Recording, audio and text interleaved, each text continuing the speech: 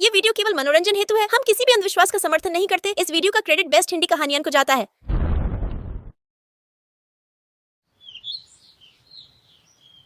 पता नहीं अब कैसे चलेगा घर का गुजारा। अब तो मुझे कहीं नौकरी भी नहीं मिल रही। जो नौकरी थी वो भी छूट गई। अब काम ही बंद हो गया तो इसमें आपका क्या कसूर जी। नरेश की नौकरी चली गई थी और अब उसे कोई दूसरी नौकरी भी नहीं मिल रही थी। किराया न भरने के कारण अब उसके मकान मालिक ने भी उसे घर से निकाल दिया। अब हम कहाँ जाएंगे जी? अब तो हमारे पास कोई ठिकाना भी नहीं रहा। अब हमें बड़े भैया के घर चलकर रहना होगा। लेकिन क्या जेठानी जी इसके लिए मानेंगी? अगर भैया हमें अपने घर में रहने देते हैं तो क्या ही फर्क पड़ता है। भाभी भी अपने आप मान जाएंगी और मैं जानता हूँ भैया मना नहीं करेंगे। नरेश अपनी पत्नी को लेकर अब अपने बड़े भाई के घर चला जाता है, जहाँ उसका बड़ा भाई तो उसे खुशी खुशी स्वीकार करता है। लेकिन उसकी जेठानी को उनका आना पसंद नहीं आता। फिर एक रोज, भाभी आपने हमारे लिए रोटियां नहीं बनाई क्या? मैं तो कपड़े धोने और छत साफ करने गई थी, आपने ही बोला था, तो मुझे लगा आप अपने लिए रोटियां बना रही हो तो हमारे लिए भी बनाई दी होगी। तुम्हारे बाप की नौकर नहीं हो जो तुम यहाँ पर मुफ्त में आकर रहो और तुम लोगों को रोटियां भी मैं ही बना कर दूं। अपने लिए खुद बना लो। वैसे भी तुम दोनों को तो आदत हो गई है मुफ्त की रोटियां तोड़ने की। भाभी ये कुछ ज्यादा नहीं हो रहा? आंखें नीचे करके बात करो, समझे? और अब तुम भी खुद के लिए कोई नौकरी ढूंढ लो, फिर जल्दी से जल्दी यहाँ से चलते बनो। मुफ्त का राशन खाने में लगे हुए हो। इसी तरह सीमा की जेठानी उर्मिला कभी राशन को लेकर, कभी जॉब को लेकर, तो कभी किसी न किसी चीज को लेकर हर वक्त उनको ताने देती रहती है। हालात हर किसी की असलियत सामने ला ही देते हैं। फिर एक रोज क्या हुआ उर्मिला, तुम रो क्यों रही हो?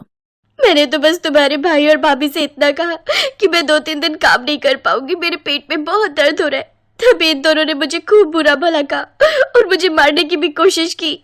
आप ऐसा झूठ क्यों कह रही हैं जेठानी जी? क्यों जेठ जी को भड़का रही हैं? तुम दोनों के मुश्किल वक्त में मैंने तुम्हारा साथ दिया, लेकिन तुम तो मेरी ही बीवी को परेशान कर रहे हो। अब तुम दोनों इस घर में और नहीं रह सकते। चलो जाओ, निकलो यहाँ से और ढूंढ लो खुद का कोई नया ठिकाना। नरेश का बड़ा भाई अपनी पत्नी के कहने पर उन दोनों को घर से निकाल देता है। वो दोनों चलते चलते जंगल की ओर चल पड़ते हैं। तभी वहाँ पर एक बूढ़ा आदमी आता है।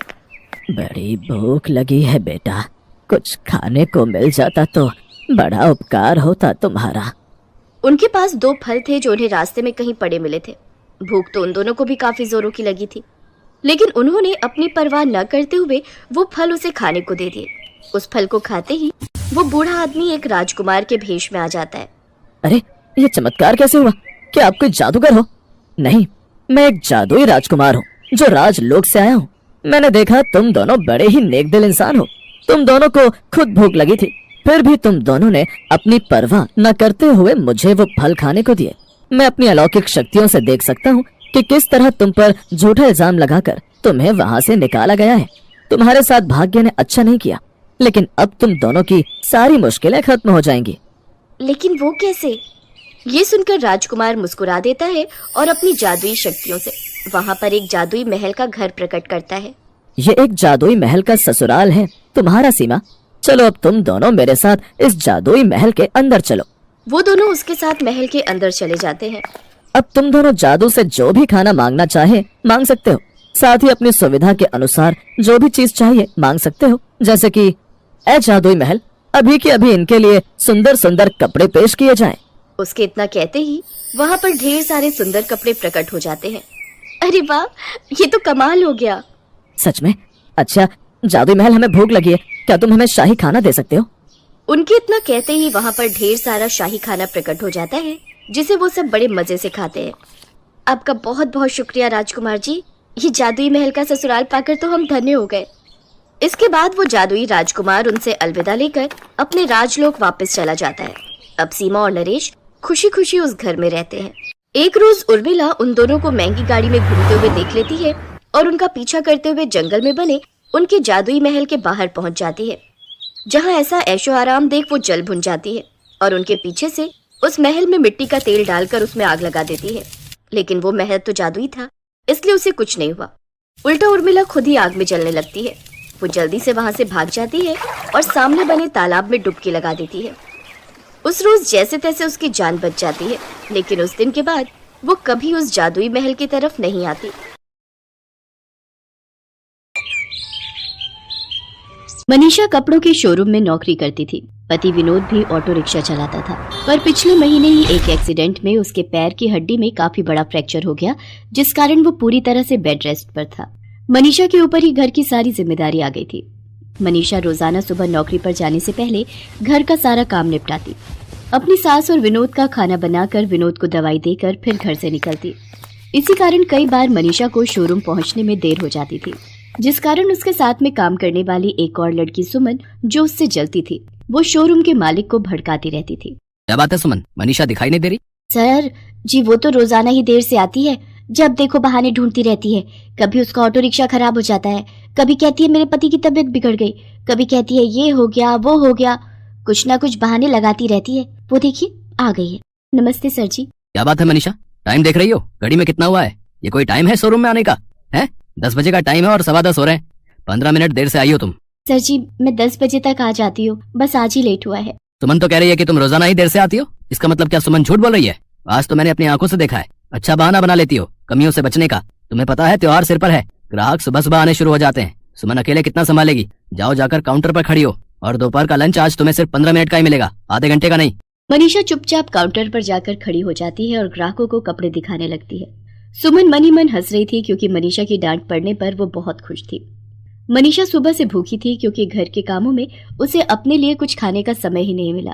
वो बेचारी पूरा दिन खड़े होकर काउंटर पर ग्राहकों को देखती रही, और सुमन बार बार बहाने से स्टोर रूम में जाती और कुछ न कुछ खा पी कर फोन पर लग जाती। मनीषा ने पूरा दिन कुछ भी नहीं खाया था, और शाम को भी जब वो घर पहुंची तो घर के कामों में लग गई। उसकी सास कोई भी काम करके राजी नहीं थी, बस सारा दिन बैठी रहती थी। विनोद की देखभाल करने से लेकर शाम का खाना बनाना, बस इसी में मनीषा की जिंदगी सिमट कर रह गई थी। क्या बात है बहू, आज रात की रोटी देने में बहुत देर लगा दी। ला रही हूँ माँ जी, बस दाल को तड़का लगा रही हूँ। तुम्हें पता है मुझे रात की दवाई लेनी होती है। अब तुम इतनी देर से खाना दोगी तो मैं दवाई कब लूंगी? कुछ तो सोचा करो बहू। मनीषा जरा पानी तो देना। जी अभी लाई। ऐसे ही घर और बाहर के कामों में मनीषा की जिंदगी गुजर रही थी, पर एक भयानक मुसीबत मनीषा के सिर पर मंडराने वाली थी, जिससे वो बिल्कुल बेखबर थी। मनीषा अगले दिन शोरूम में पहुंची तो मालिक गुस्से में आग बबूला बैठा था। मनीषा एक बात बताओ, कल हमारे यहाँ शहर के मशहूर रईस देवीलाल की बेटी पूर्णिमा लहंगा खरीदने आई थी। उसने 2 लाख रुपए का लहंगा खरीदा था।